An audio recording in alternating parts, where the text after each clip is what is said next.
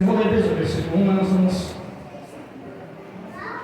trabalhar no texto, desenvolver aquilo que Deus nos colocou a partir do versículo 4, mas para a introdução, do melhor entendimento, vamos ler desde o versículo 1, se bem que o texto só faz sentido se ler o 11, o finalzinho do 11, porque quando a Bíblia começa, um texto começa com uma palavra portanto, não entanto, assim sendo, é uma palavra, uma conjuntura de ligação, fazendo uma ligação com outro texto. Então, que começa com portanto, porque tem a ver com o capítulo 11. Mas vamos ler o 12, versículo 1. Portanto, também nós, uma vez que estamos rodeados por tão grande nuvem de testemunhas, livremos de tudo que nos atrapalha, do pecado que nos envolve, e corramos com perseverança a carreira que nos foi proposta, tendo os olhos fitos em Jesus, o autor e consumador da nossa fé. Ele, pela alegria que lhe fora proposta, suportou a cruz, desprezando a vergonha, e assentou-se à direita do trono de Deus. Pense bem naquele que suportou tal oposição dos pecadores contra si mesmo, para que vocês não se cansem nem se desanimem. Na luta contra o pecado, vocês não resistiram até derramar o próprio sangue. Vocês esqueceram das palavras de ânimo que ele lhes dirigiu como afins? Filho meu, não despreze a disciplina do Senhor, e não se magoe por sua repreensão, pois o Senhor disciplina a quem ama e castiga a todo aquele a quem recebe como filho. Suportem as dificuldades, recebê-las como disciplina. Deus os trata como filhos. Pois qual o filho que não é disciplinado por seu pai? Se vocês não são disciplinados, e a disciplina é para todos os filhos, então vocês não são filhos legítimos, e sim ilegítimos. Além disso, tinham nossos pais humanos, que nos disciplinavam, e nós os respeitávamos. Quanto mais, devemos nos submeter ao Pai dos Espíritos, para que assim vivemos. Nossos pais nos disciplinavam por um pouco de tempo, como bem lhes parecia. Mas Deus nos disciplina para o nosso bem, para que possamos participar da sua santidade. Nenhuma disciplina parece ser motivo de alegria, de alegria, e sim de tristeza. Mas depois de um tempo, ela produz fruto de justiça e paz para aqueles por qual ela é exercitada. Amém? Podem sentar no nome de Jesus. É um texto conhecido, e Deus me deu um tema para esse texto. Deus nos disciplina. A palavra disciplina, ela é uma palavra polissêmica, ou seja, o que quer dizer isso, pastor? É uma palavra que tem vários significados. Se você analisar, você pode ter ouvido um dia uma frase como essa: os atletas têm uma disciplina rigorosa, ou seja, eles têm um treinamento rigoroso, uma rotina rigorosa. Esse é um lado da disciplina.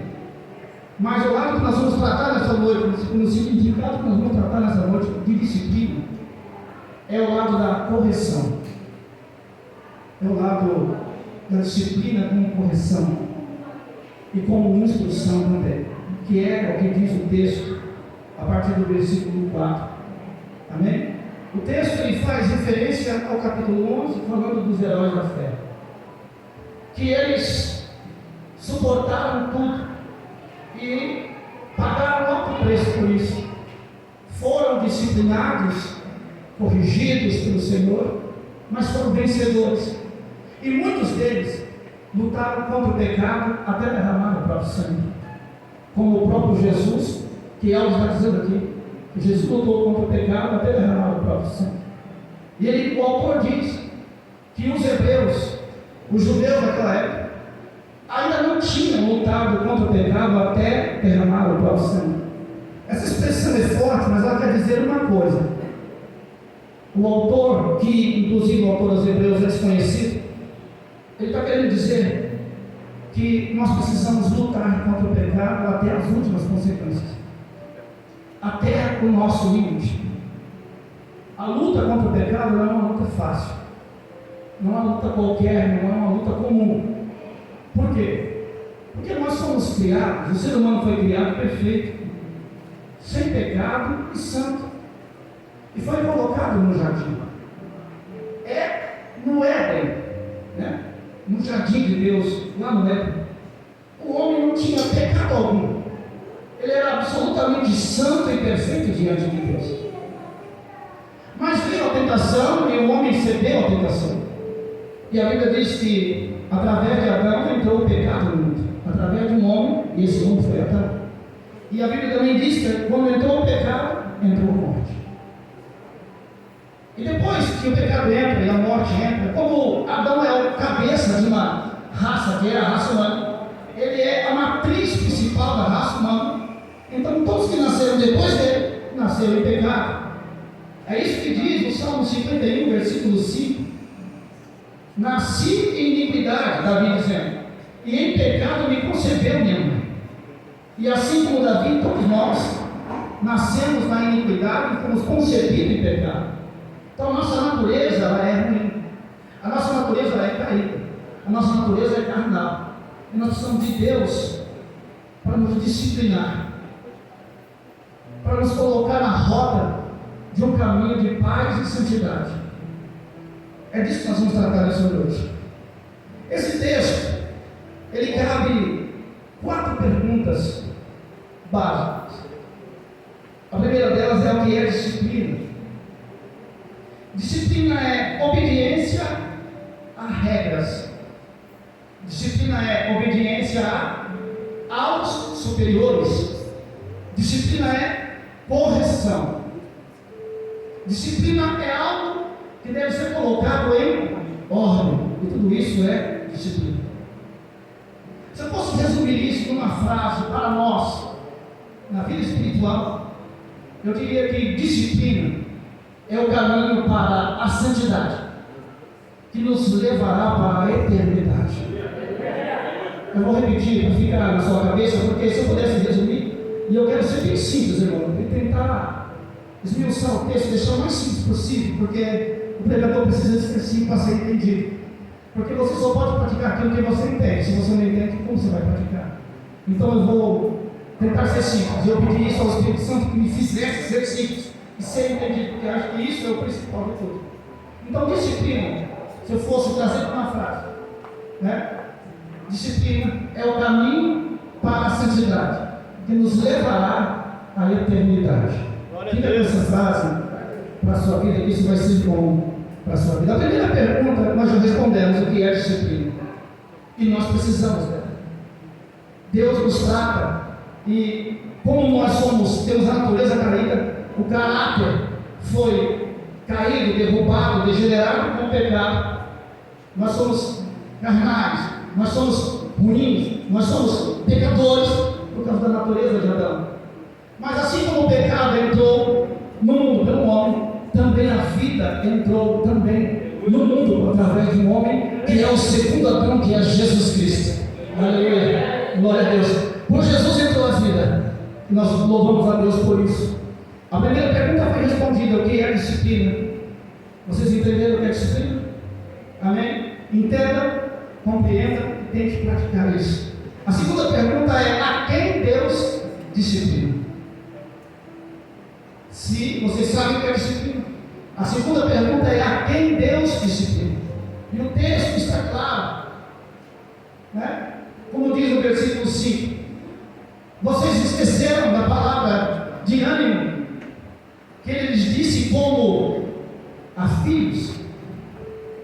E diz assim: meu filho, não despreze a disciplina do Senhor, e não se magoe quando por ele for repreendido. E aí diz o versículo 6: o Senhor disciplina a quem ama, e castiga todo aquele a quem ele aceita como filho. Aparecem algumas palavras nesse texto que são palavras fortes, como disciplina, correção, repreensão e castigo. Nós ouvimos muito falar de uma face de Deus. Só que Deus, Ele tem a face completa do Pai. Não é apenas uma parte da face. Ele é amor, sim, Ele é amor. E está aqui. Ele disciplina a quem ama e castiga a todo aquele a quem Ele recebe como filho. Mas também tem a parte de disciplina. E isso forma toda a personalidade do Pai. E é porque Ele ama que Ele vai disciplinar. E é porque Ele disciplina, é por isso que Ele ama. As palavras estão diretamente ligadas. E Ele vai disciplinar quem? Os filhos. Assim como você repreende seu filho, como você disciplina o seu filho, e às vezes você castiga o seu filho, Deus também vai disciplinar os filhos. Os filhos. Diz o texto, no versículo 7, suportem as dificuldades, recebendo-as como disciplina. Deus os trata como filhos.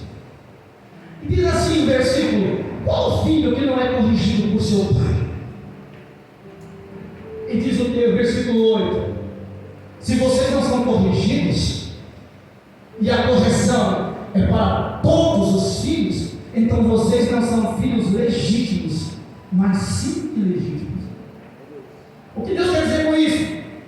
Que quem é filho dele, Ele vai corrigir e vai disciplinar, e com a intenção de colocar no caminho de vida e paz.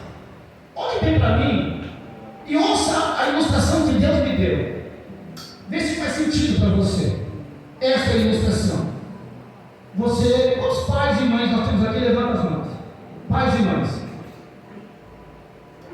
Acho que a grande maioria é. Agora baixa a mão. Quem é só filho, levanta a mão. Só filho, vai levantar algumas mãos. Então todos aqui sabem que é disciplina, sabe? Porque quem não é pai, não é mãe, é filho, sabe que é disciplina. Agora pense nessa ilustração. Um pai e uma mãe, com um filho na mão, segurando na mão do filho.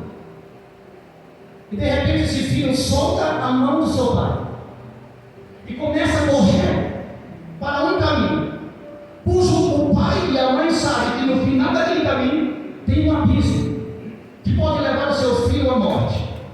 A pergunta que eu faço é, depois dessa ilustração: o pai e a mãe, vendo seu filho correr no caminho, sabendo que o seu filho não sabe discernir que tem um abismo lá, que vai cair no abismo, e sendo você pai e mãe, você corre atrás do filho para disciplinar, ou você deixa o filho ir para o abismo?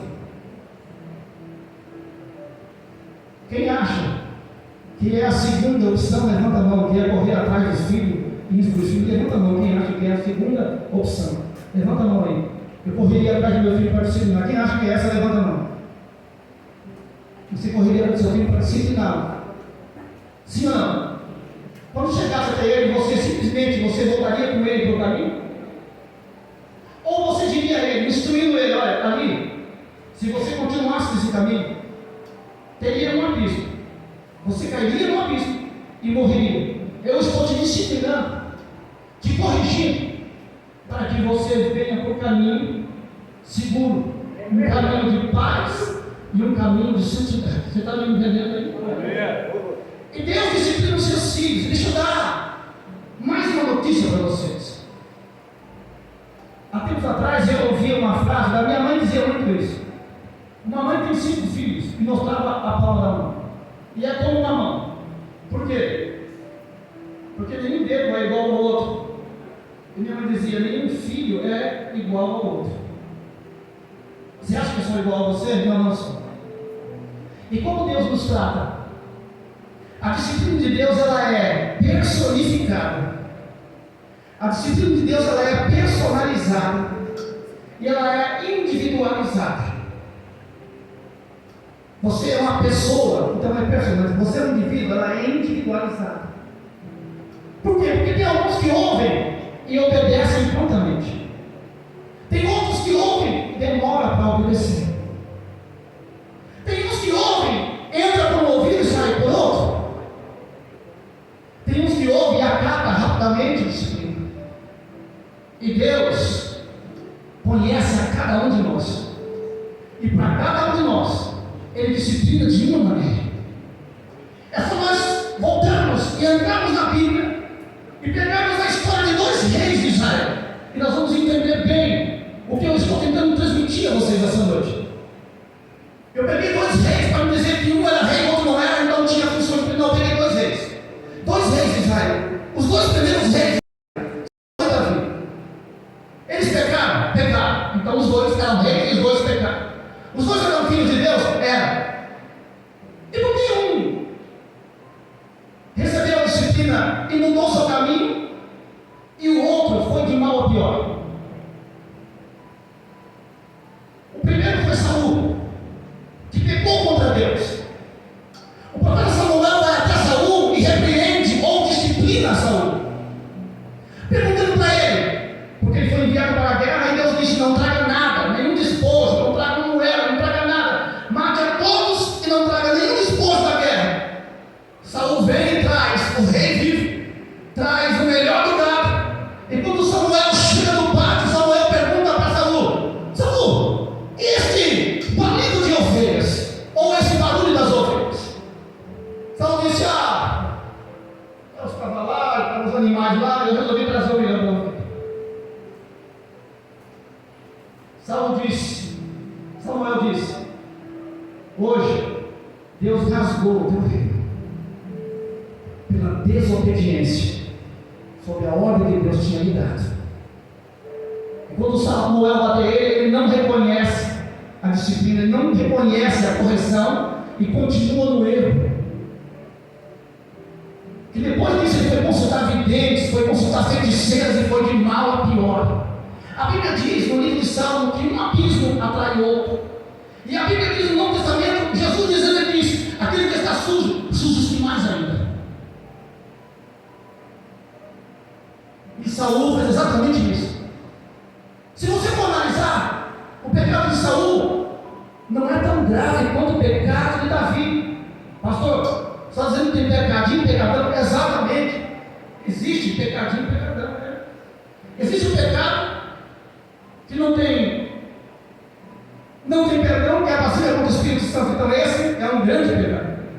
Existe um pecado que é do corpo, porque todo pecado é fora do corpo, mas o pecado no corpo é diferente.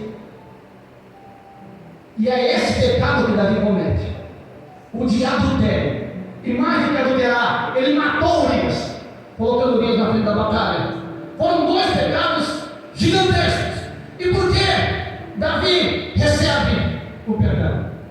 Porque quando o profeta Natan vai até ele, conta aquela parábola e diz, e o rei Davi diz: esse homem é digno de morte. Natan diz: esse homem és tu, rei. Ele se dobra, ajoelha e pede perdão e diz: não retires de mim o teu espírito. A diferença é que um aceita a disciplina, o outro não aceita. Um entra no caminho da obediência, como a época diz no comecinho, e o outro não entra no caminho da obediência. É corrigido, é disciplinado, porque Deus trata assim. Deus disciplina a todos, porque a disciplina é para os filhos. Mas Saul deixou a condição de filho legítimo para ser filho ilegítimo. Não aceitou a disciplina do Senhor e pagou com a própria vida, inclusive se matando. Que nós possamos refletir, porque Deus corrige os filhos, e Deus não vai corrigir o filho do outro, assim como também você não corrige o filho dos outros. Você corrige o seu filho, Deus também corrige os seus filhos. E por que eu estou dizendo isso? É simples. Se Deus corrigisse um ímpio, e é disso que eu estou falando, por quê? Porque o diabo é o pai da mentira. João 8,44. E quem disser para ele é filho dele, também é, está na mesma condição que ele. Deus não corrige o ímpio por quê? Porque se Deus corrigisse o ímpio, e o ímpio não por amor, não por ser filho, se corrigisse, deixasse de praticar, seria por medo e por pavor. Mas não seria por amor e por respeito e submissão a Deus. Mas Deus corrige somente os seus filhos. E quem é filho legítimo, aceita, acata e se submete à disciplina de Deus. É difícil. Sim. Mas olha o que diz o versículo que nós lemos agora há pouco. Além disso, nós tínhamos nossos pais humanos que nos disciplinavam e nós os respeitávamos. E aí vem a parte final do versículo, e essa parte final é a chave. Quanto mais devemos nos submeter ao Pai dos Espíritos, para que assim vivemos. O que quer dizer esse final? Primeiro que Pai de Espíritos, se você vê na tua Bíblia, está em letra minúscula, Espíritos, porque é o Pai dos nossos Espíritos, cada um tem um Espírito, por isso Pai dos Espíritos. Como eu tenho um Espírito, você tem um Espírito, outro tem um Pai dos Espíritos, por isso tem o Pai dos Espíritos. Se Ele nos corrige, é para que possamos viver. A disciplina do Senhor é para trazer vida. A correção do Senhor não traz morte, ela traz vida. Mas diz o versículo de número 10 ou 11, acho que é 11, que a disciplina, no primeiro momento, ela não traz alegria, e sim tristeza. Mas depois do tempo, ela produz em nós um fruto de justiça e paz para todos que por elas são exortados ou disciplinados. Deus disciplina a filhos. Quantos filhos tem aqui nesta noite? Aceite a correção e a disciplina do Senhor. Esta é a segunda pergunta. Vamos para a terceira pergunta. Por que Deus nos disciplina? Por quê? Eu mais ou menos respondi no começo do texto, na introdução. Deus nos disciplina porque nós somos pecadores. Nós somos merecedores de disciplina porque nós somos pecadores. Nossa natureza é ruim. Isaías descreve a nossa justiça como trapo de imundícia para Deus. A Bíblia diz que nós somos concebidos em pecado. Romanos 3,23 diz: e todos pecaram e caíram da glória de Deus. Romanos 6,23 diz: o salário do pecado é a morte. Romanos 3,10 diz: e não há um justo, nenhum sequer. Romanos 7,19 diz: pois o bem que eu quero fazer não faço, mas o mal que eu não quero fazer, isso eu faço. Todos esses versículos apontam para uma coisa só: a minha natureza sem Cristo é caída, é pecaminosa, é ruim, e mesmo em Cristo ela não deixa de existir. Não, ela fica controlada pela presença do Espírito Santo e porque você obedece ao Espírito Santo. Mas ela está ali. Você é uma nova criatura, mas a velha natureza ainda continua ali. Por isso nós temos que morrer todos os dias. O eu tem que morrer para que Cristo viva em nossas vidas. Porque a hora que esse eu sobrevive, Cristo sai de cena, o Espírito se retira. Quando Davi cai com Betseba, peca, adultera com Betseba, o Espírito se retirou dele. E assim é conosco. Eu estou falando de pecado, apenas pecado, porque pecado todo mundo peca. Você acorda e durante o dia, se você não orar pedindo perdão dos seus pecados, você está enrolado porque você pecou durante o dia. Ou será que tem alguém aqui que não peca durante o dia? Mas há uma diferença entre pecar e viver no pecado. Há uma diferença entre pecar e viver na prática do pecado. É uma linha muito tênue. É o fio de uma navalha. Por quê, pastor? Qual a diferença de pecar e viver na prática do pecado? É simples. Basta um dia, basta um momento você vacilar. E quando pecar, não se arrepender, não confessar e não abandonar o pecado, você está na prática do pecado. É assim que acontece. A linha é tênue, é um fio de uma navalha. Do dia para a noite, se você peca, não se arrepende, não confessa, não abandona, você começa a viver na prática do pecado. E a Bíblia diz que um abismo atrai o outro e vai atraindo o outro, e você vai se engodando, vai se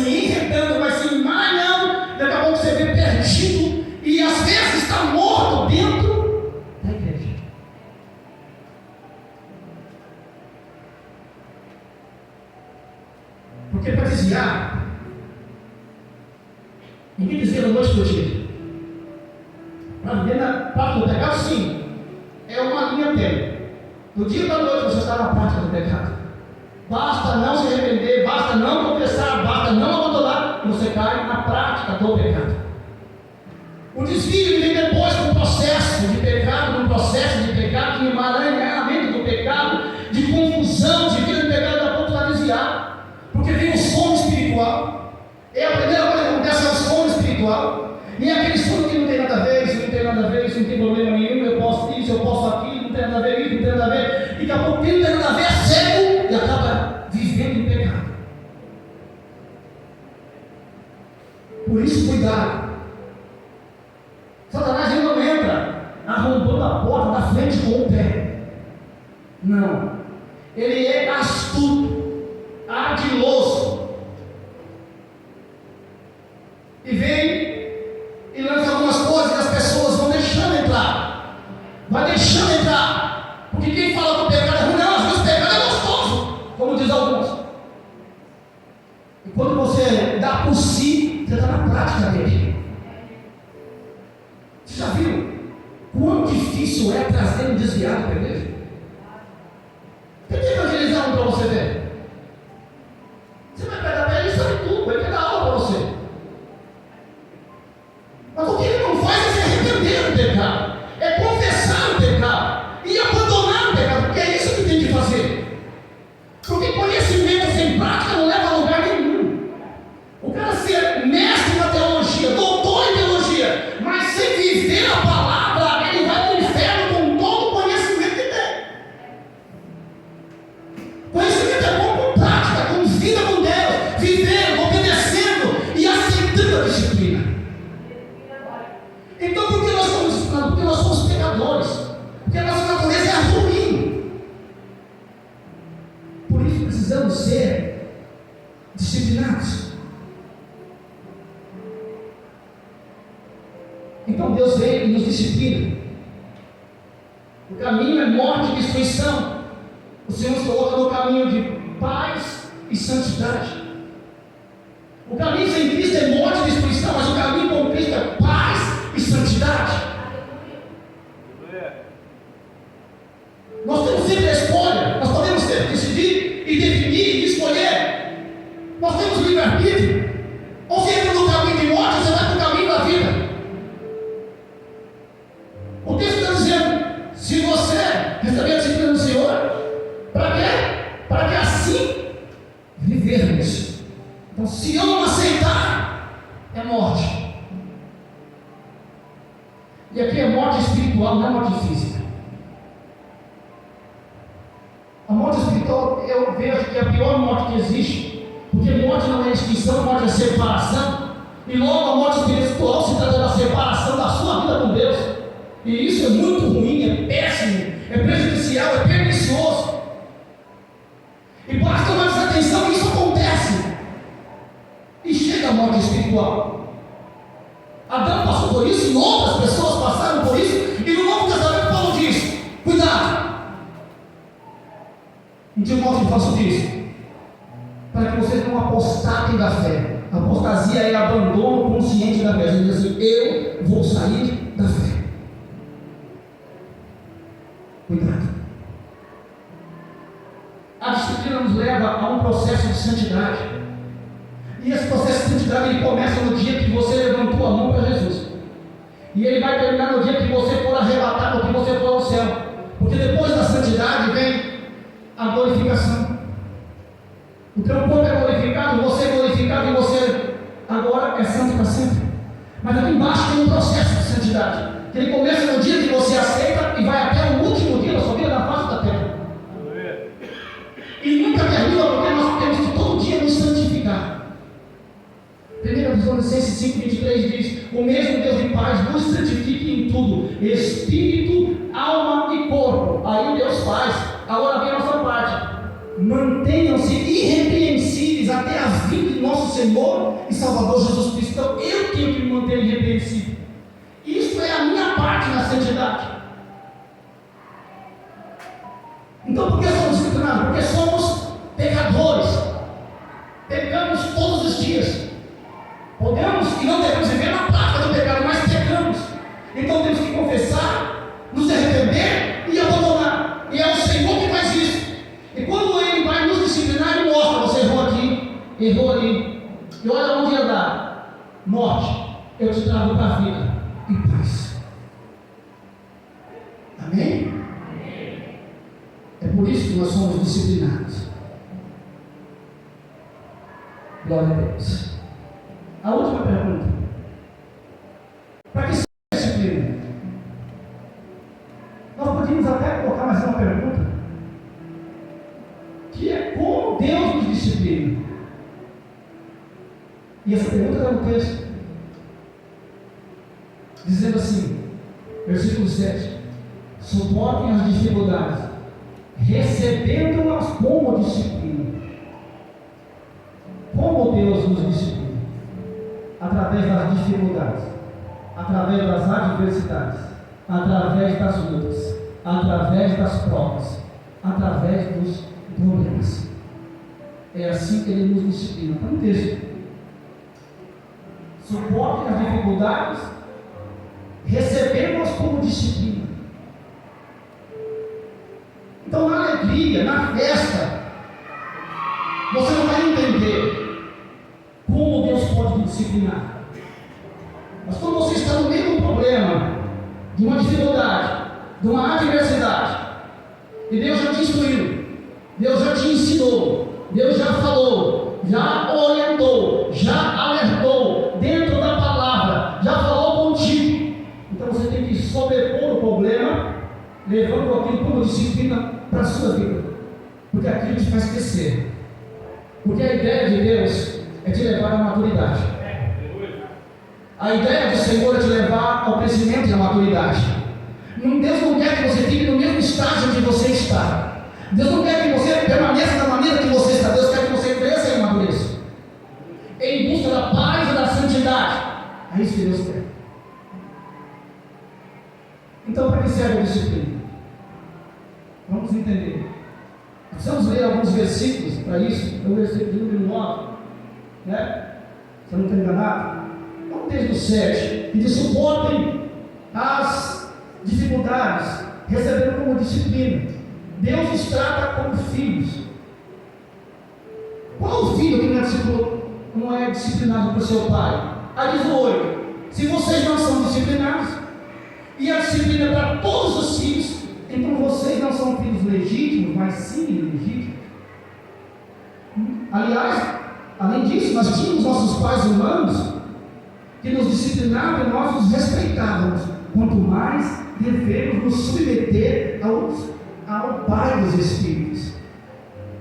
Os nossos pais nos disciplinavam por um curto período de tempo, como bem lhes parecia. E aqui vem para que serve a disciplina. Mas Deus nos disciplina para o nosso bem, para que participemos da sua santidade. A disciplina de Deus é para o nosso bem. A disciplina de Deus é para nós participarmos da santidade de Deus. É só isso, pastor? Não. Porque no versículo 6 ele vai dizer que o Senhor disciplina a quem ama e castiga a todo aquele a quem Ele aceita como filho. Então, o primeiro motivo para que serve a disciplina, a primeira serventia é para mostrar o grande amor de Deus por nós. Glória a Deus! Eu disse que Deus é um Pai completo, não disse? Eu disse que Ele ama a disciplina, não disse? Pois é. A primeira serventia, a primeira coisa para que Deus nos disciplina é para mostrar o seu grande amor por nós. Não é qualquer amor. Não é um amor qualquer nota. É o amor de Deus. João 3,16, que é a bandeira do Evangelho, que diz: Deus amou o mundo de tal maneira que deu o seu Filho unigênito, para todo aquele que nele crê não pereça, mas tenha a vida eterna. Eu estou falando desse amor que a Bíblia não consegue nem quantificar, não consegue nem mensurar, não consegue consegue nem dizer o tamanho, é um amor tal, como diz o texto. Deus nos amou de tal maneira, esse amor não dá nem para medir. É assim que Deus nos ama. Mas se Ele nos ama dessa forma, Ele também nos disciplina na mesma intensidade. Sabe por quê, irmão? Deus ele não é 100% amor e 70% disciplina, 50% santidade. Deus é 100% amor, 100% disciplina, 100% paz, 100% santidade. Ele é tudo 100%. Entendeu aí? Deus é santo 100% e Ele faz tudo 100%. O amor dele é 100% e a disciplina também é 100%. Então, da mesma maneira que Ele nos ama, é da mesma forma que Ele vai nos disciplinar. E nos disciplina por quê? Porque Ele não quer ver eu e você indo para o caminho do abismo, né? O caminho do abismo, caindo no buraco e morrendo. Por isso Ele nos disciplina, porque Ele quer nos ver num caminho de paz e santidade. E é por isso que vem a disciplina. Para mudar a nossa rota de destruição e morte para uma rota de paz e santidade. Aleluia! Então, primeiro motivo, porque Deus, para que serve a disciplina é para mostrar o seu grande amor por nós. A Bíblia diz: Deus é amor. 1 João fala sobre isso. Em João 15, 13 fala: não existe amor maior que esse, de dar a sua vida por seus amigos. Então, é esse tipo de amor que eu estou falando, o amor ágape, o amor de Deus. Então, para que serve a disciplina? Em primeiro lugar, serve para mostrar o amor de Deus. Amém? Ele disciplina quem? Ama. Amém? Você aceita isso ou não? Glória a Deus. O segundo motivo, para que serve a disciplina de Deus? É para nos corrigir. É para corrigir a nossa rota. É para corrigir os nossos erros e dos nossos pecados. Se não fôssemos corrigidos, iríamos por um caminho da morte e destruição. Mas porque Ele é um Pai amoroso, Ele nos disciplina para mudar a nossa rota de morte e destruição para uma rota de paz e santidade. Então, o segundo motivo para que serve a disciplina é para corrigir os nossos erros e pecados. Pastor, por que erro e pecado? Porque no Evangelho existem as duas coisas: existe o erro e o pecado. Tem coisa que não é pecado, é erro. Sim ou não? Mas se você continuar no erro, você vai pecar. Então Deus corrige o seu erro para que você não peque, e corrige também o seu pecado para você não viver na prática do pecado. Deus vem e te corrige porque te ama, porque quer o melhor para a tua vida, porque quer mudar a tua rota do caminho de destruição e morte para uma rota de paz e santidade. O terceiro motivo está no texto também, foi o que nós lemos no versículo 10. Ele nos disciplina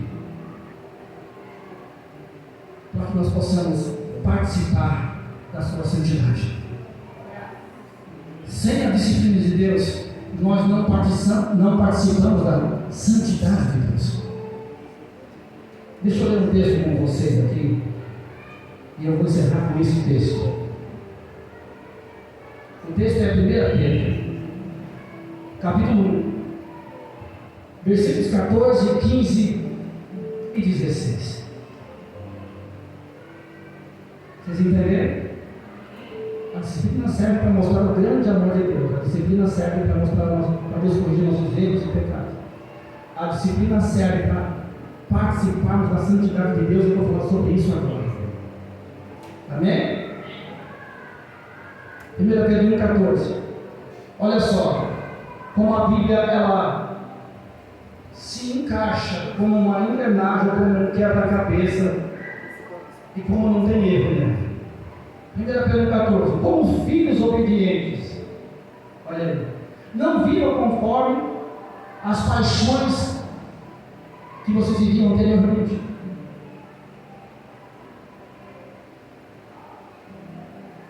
Quando ainda estavam na ignorância, ou seja, no desconhecimento. O 15, pelo contrário, como aquele que os chamou é santo, sede santos também em toda a vossa maneira de viver. Porque, como, versículo 16, Sede santos, porque eu sou santo. E quando a Bíblia diz como está escrito, porque está escrito no Antigo Testamento, e o texto é Levítico 11:44, e lá vai dizer: eu sou o Senhor, sede santos, porque eu sou santo. Ele diz isso no Antigo Testamento, repete isso no Novo Testamento. Então, como filhos obedientes, não vamos voltar às práticas das paixões que nós tínhamos antigamente. Vamos abandonar isso. Porque naquele tempo nós estávamos na ignorância. Mas como aquele que o chamou é santo, sede santo em toda vossa maneira de viver. Em alguma parte da vida? Em algumas áreas da vida? Em alguns pormenores da minha vida? Ou em toda a minha maneira de viver? Ser santo é ser separado do mundo. Está me entendendo? Ser santo é ser separado do mundo. E presta bem atenção no que eu vou dizer, porque parece igual, mas não é. Ser santo também é separado para Deus. Você está entendendo? Eu vou repetir: ser santo é separado do mundo, longe do mundo, mas ser santo também é separado para Deus. Ou seja, exclusivo para Deus, ligado em Deus, que você esteja nele. Está entendendo? Isso é ser santo. Agora, se Deus diz, se a palavra diz que não devemos ser santos, porque aquele que nos chamou é santo. Quem nos chamou? Foi o Pai. O Pai é santo. Aí ele diz: sede santo em toda a vossa maneira de viver, porque nós somos santos em tudo que nós vamos fazer. É na honestidade, é em falar a verdade, é não ser hipócrita, é não adulterar, é não mentir, é não usar de subterfúgio, é ser santo quando você está sozinho, diante das redes sociais que tem tombado muita gente. Pornografia, adultério, fornicação, lascívia. É se deparar com a rede social. E às vezes a pessoa vence esse pecado, mas quando sai lá fora na rua não consegue se santificar. Santo em toda maneira de viver, em tudo. Não é uma parte sim, outra não. É em tudo. Ou nós somos santos, ou não somos. E aí, como está escrito, sede santos, porque eu sou santo, o que está querendo dizer? Que para você se relacionar com ele, tem que ser santo. O seu pai é santo, você é filho dele, tem que ser santo. Sem santidade não tem relacionamento, porque ele é santo. O homem é santo, aquele que o chamou, sede santo moço. Então é isso, tem que ser santo. Agora, a santidade ela é exigida aqui para ser disputada no céu. Porque nesse capítulo aqui, no capítulo 12, no versículo 14, diz o seguinte: segue a paz com todos. E a santidade, sem a qual, olha o verbo, ninguém verá a Deus, é futuro. Então eu tenho que ser santo aqui no meu relacionamento com o Pai, para se eu quiser ver Deus na eternidade. Porque se eu não for santo aqui, não tem relacionamento com o Pai, porque Ele é santo. E o santo não se mistura com o profundo, assim como as trevas não se misturam com a luz.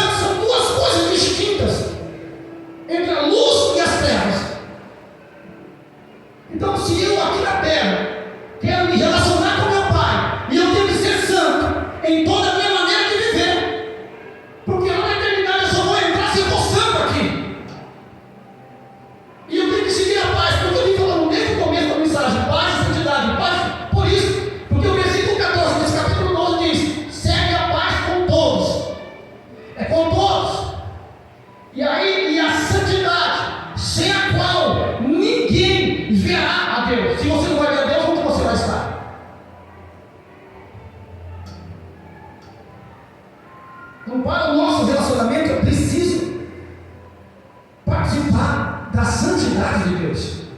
Então, para que serve a disciplina? Para mostrar o grande amor de Deus, para corrigir os meus erros e pecados. E Ele vai me instruir com isso. Ele não mostra só falar, não pode fazer. Ele vai falar por que não pode fazer. Que é o que nós estamos fazendo aqui nessa noite. E no final, a terceira serventia da disciplina é para que nós participemos da santidade dele. Sem disciplina, eu vivo no pecado.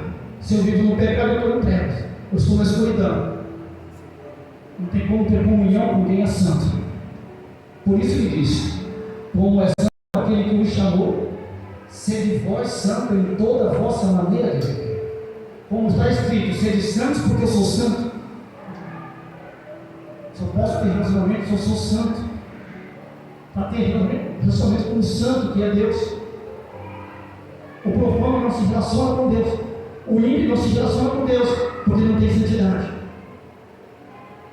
A santidade, como eu disse no começo, a disciplina é o caminho para a santidade que levará à eternidade. Foi o que eu disse no começo.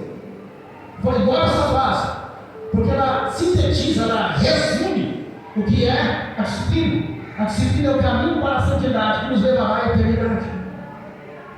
Sem santidade, você não vê a Deus. Se você não vê a Deus, como você vai estar no céu? Se você não vai ver. O que nós semeamos aqui é para colher na eternidade. Por isso, nós temos que andar e viver em santidade. Está entendido, irmãos? O que é a disciplina?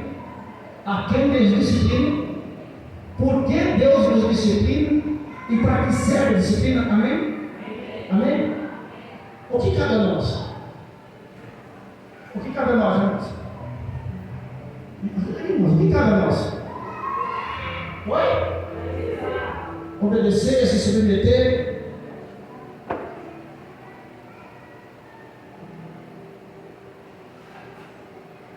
Preste bem atenção nessas frases que eu não sei de onde aparece. Mas isso não tem nada a ver, hein? Não, isso não pega não. Isso nem pecado é. Às vezes não é pecado, é erro. E às vezes, como disse o apóstolo Paulo, eu posso todas as coisas? Todas as coisas são lícitas? Até são. Mas aí a pergunta: todas me convêm? Não. Nem todas me convêm. Aí você pratica. Ela pergunta: convém? É como, por exemplo, algumas coisas que nós temos: escutar a música do mundo, falar palavrão. São coisas do dia a dia, isso acontece, isso não tem nada. É pecado, pastor? Algumas são e outras são erros. E aí? E aí que o erro te leva ao pecado, o pecado te leva à morte, se você viver na prática dele. Não estou falando se você pecar e que pecamos, se arrepender e confessar. Está entendido? Ficamos de pé, em nome de Jesus. Já que vocês